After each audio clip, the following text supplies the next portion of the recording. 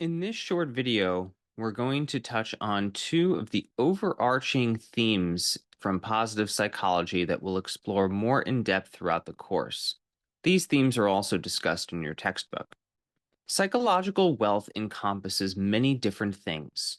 It includes satisfaction with life, the feeling that life is full of meaning and purpose, a sense of engagement in interesting activities, the pursuit of important goals, the experience of positive emotional feelings, enriching social relationships with other people, a well functioning mind, sufficient material resources like food and shelter, a sense of spirituality that connects people to things larger than themselves.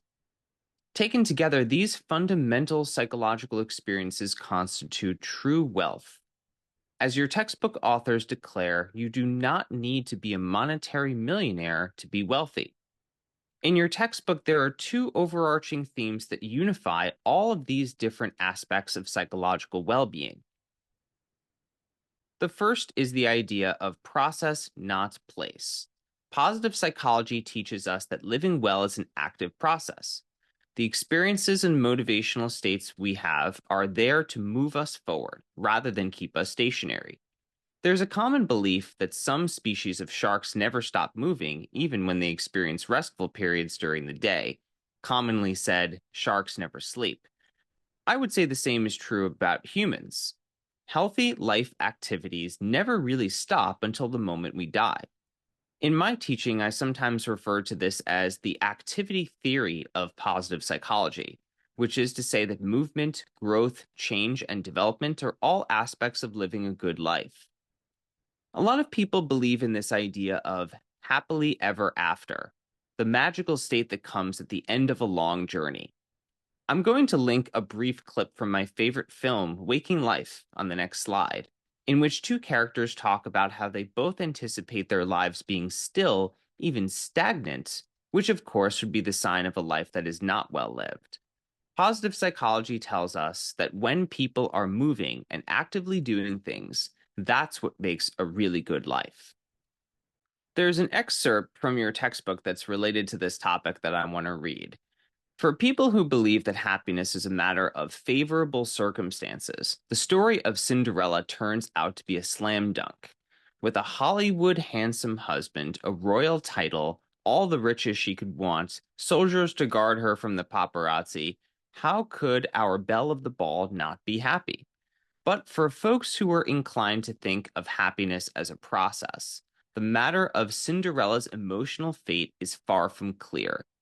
Did Cinderella's husband treat her well, or was he a philanderer later in life? Did she find some meaningful pastime to keep her occupied on the palace grounds? Were her children spoiled brats? Did she harbor resentment about her upbringing, or try to get revenge on her stepsisters?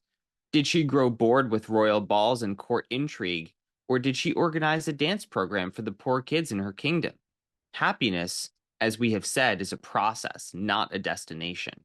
Just as Cinderella's life did not end with her royal wedding, your emotional bliss is not complete once you have obtained some important goal. Life goes on, and even those great circumstances you achieve will not ensure lasting happiness.